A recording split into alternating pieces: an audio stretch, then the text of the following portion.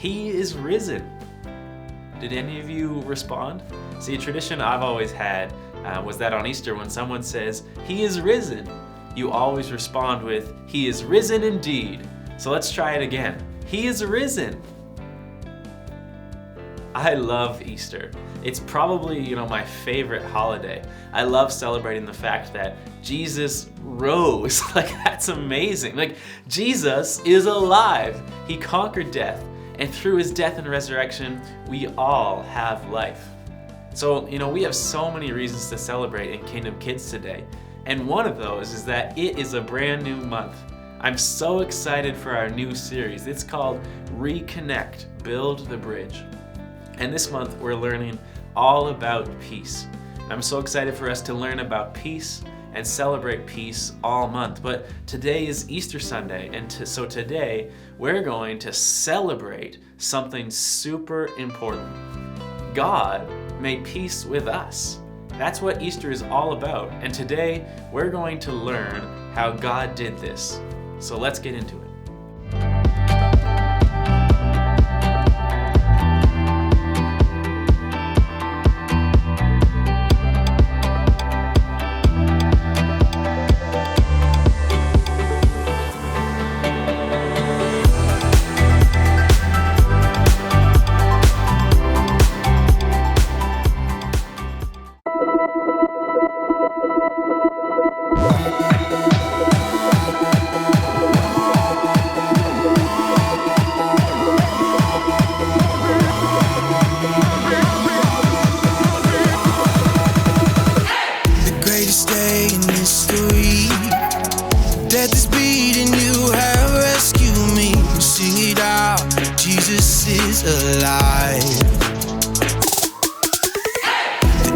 Cross, the empty grave, life eternal, you have won the day. Shout it out, Jesus is alive.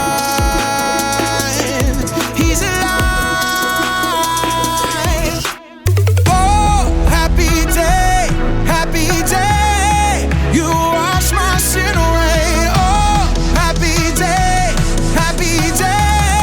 I'll never be the same.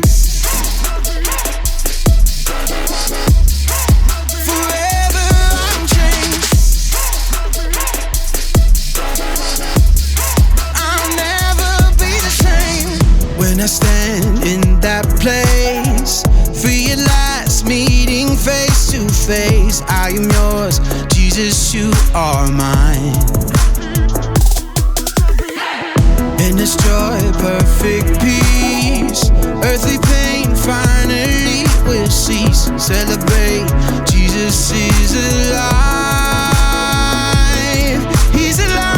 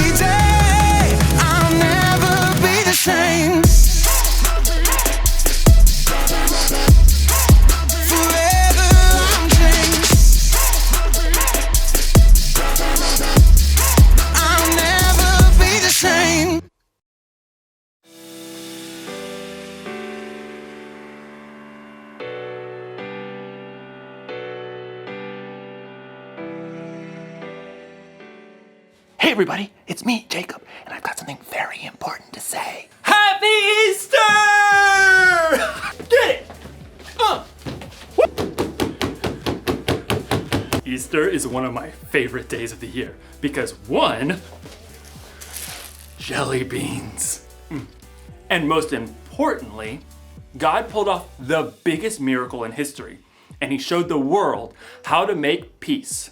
Peace is proving you care more about each other than winning an argument. And on Easter, we celebrate how God made peace with us. They should call it Peaster. Or maybe not. Anyway, you're probably thinking, why would God need to make peace with me? I mean, we're not in an argument.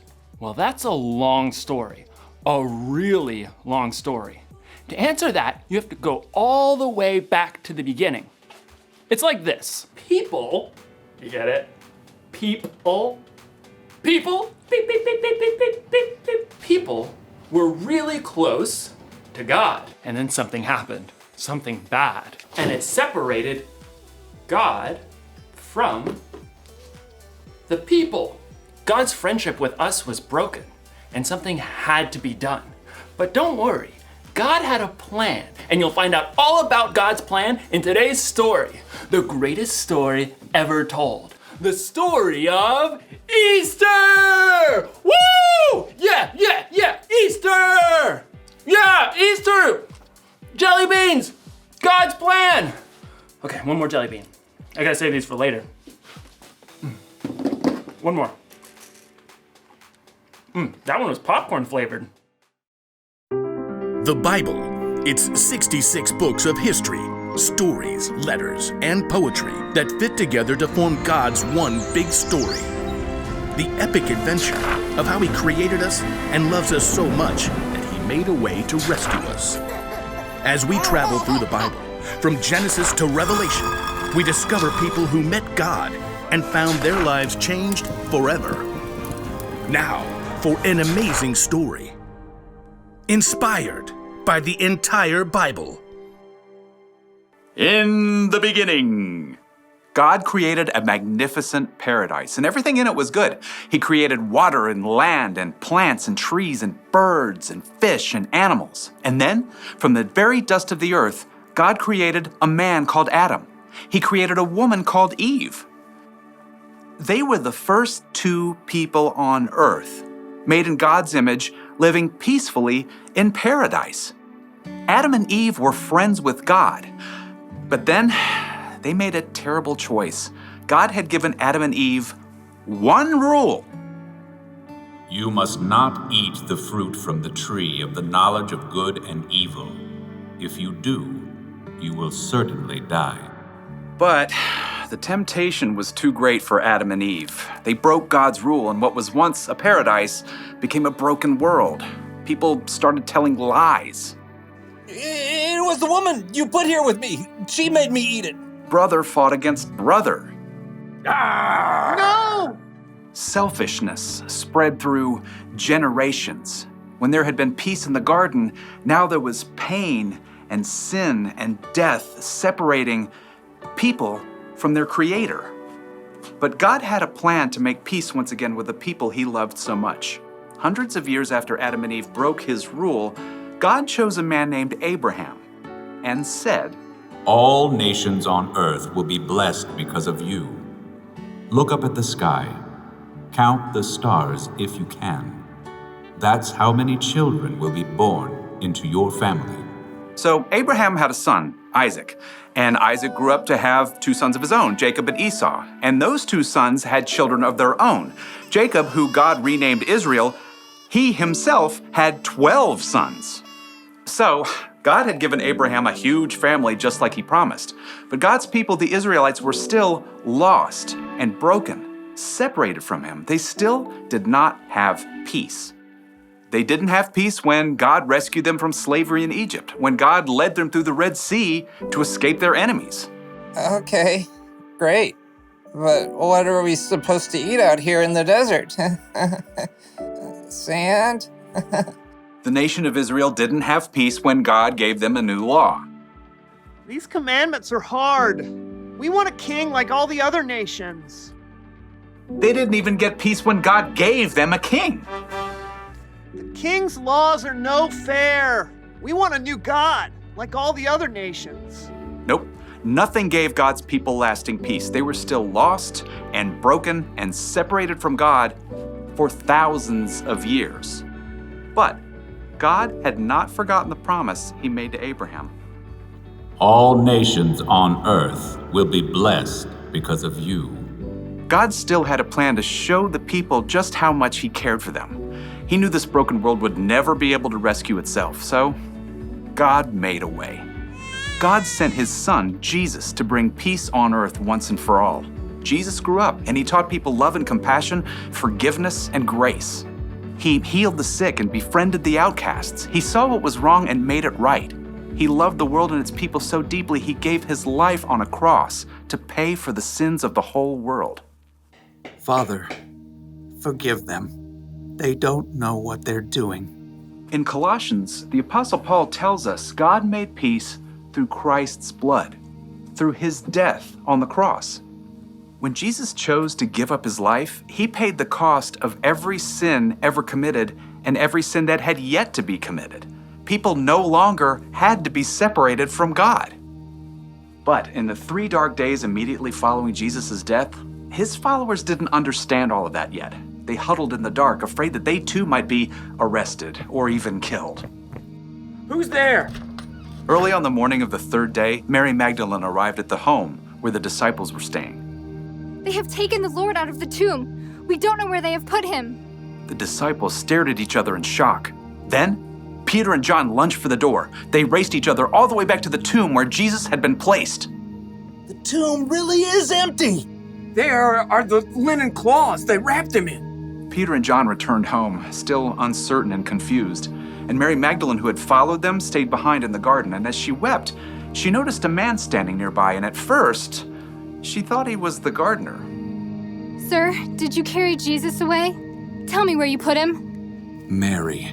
The instant the man spoke, Mary Magdalene knew immediately who he was. It was Jesus, alive again. Teacher! Overjoyed, Mary returned to the disciples to share the incredible news. I have seen the Lord! It was true. Jesus had come back from the dead. He's more powerful than sin, more powerful than death. And through him, we can have peace with God and work toward peace with others, as God intended from the very beginning.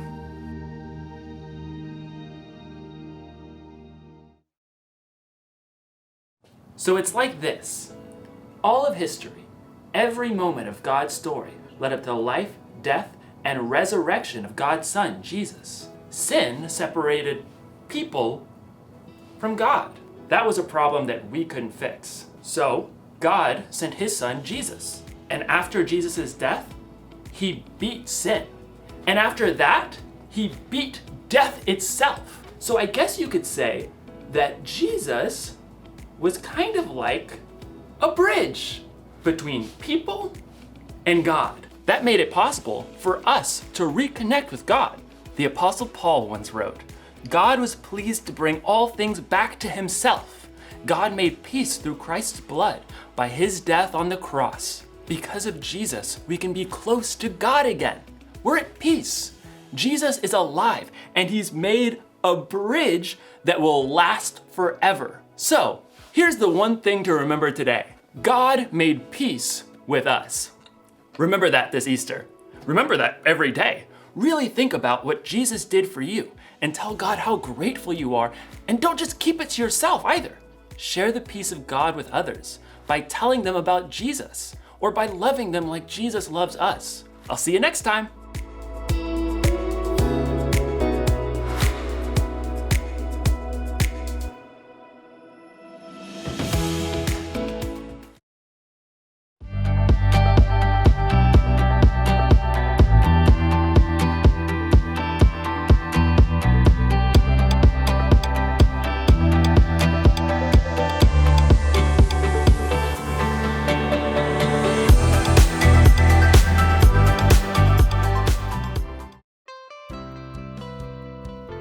Welcome back, everyone. So, how did God make peace with us?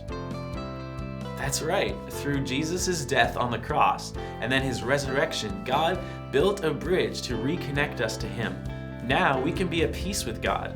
Make sure you get that bottom line down on your new passport for April. And I hope you're enjoying your prize from March. You know, I love Easter candy. And as always, I hope you were able to take one step closer to Jesus today. See you next week.